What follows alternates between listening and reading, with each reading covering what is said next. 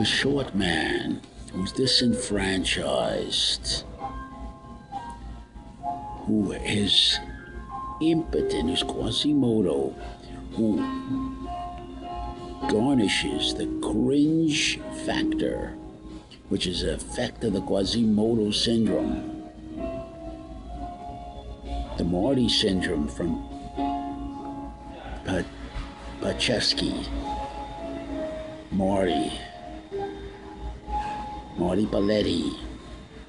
What I've got, girls, I'm a short, fat, ugly man, mama. Leave me alone. All I'm gonna get for my trouble is another night of rejection. All I am is a short, fat, ugly little guy. And what I have, the women don't want. The Elliot syndrome.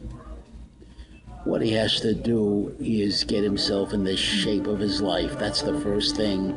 He's got to have a good ground to come off of. He gets himself in the shape of his life. He learns streets. He does everything he can do under his own power to gird himself up. He comes up with a good philosophy, practical, street smart philosophy to brace himself on. And take courage. Brace yourself, man. And take courage from that. Not hope, not luck. He understands that a lot of it has to do with genetics. That's the hot genital strivings I speak about. He has to be willing to compromise and compensate. He can't look outside himself. He has to circulate, is the only hope. If there is any hope, that's where it is. He can't look to luck and to hope because they don't exist. He has to set the premises and the background and the possibilities for his luck. It's not going to come gratis. It never does. And he's going to have to be willing to make a deal. He can't think of it as an entitlement. Nobody can help him in this regard. It's each man for himself. He can watch how the TDHs do it. That they have the hot genital striving, magnetism and dynamism behind them and the experience. And they look better physically, socially, the personality, because of the experience and the acceptance that's understandable, and the access that they have. It's a genetic toss of the dice. They didn't earn it. It has nothing to do with that. So you can't look to your liberal friends to try to socialize the score for you externally. It's not going to work. It never works. It only garnishes false hope. That's why I like the Trump when the Trump says sometimes, many times, there's nothing anybody can do about it. It's just how the dice were tossed.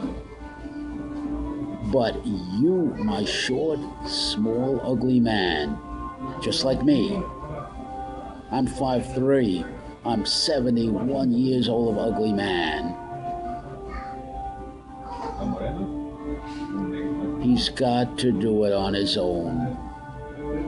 He's got to literally be an island and a rock. If it's to be, it's only up to him. And he's going to have to make deals with his TDH. He's going to have to make deals. Well, he has to offer something. That's where Trump comes in. That's why I like the Trump. Everything's a deal.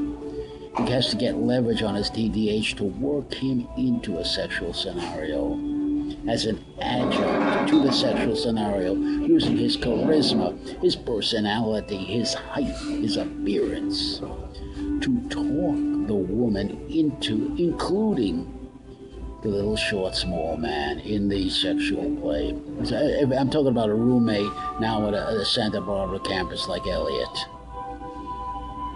But he has to offer something. The TDH is not going to do it for humane reasons. He's got to, the little shorty has to offer him something.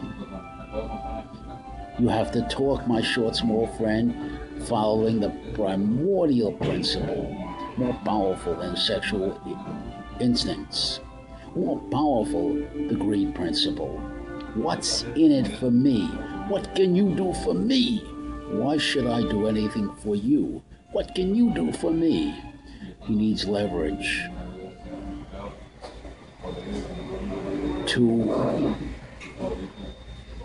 have some power over the TDH to get him to guarantee performance. Otherwise, the TDH will mock him, will laugh behind his back, and walk away laughing.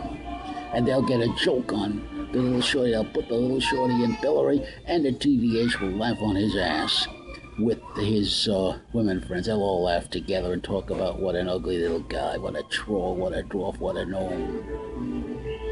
It's as serious as that. And I'm one of the first ones to talk about it directly and unflinchingly.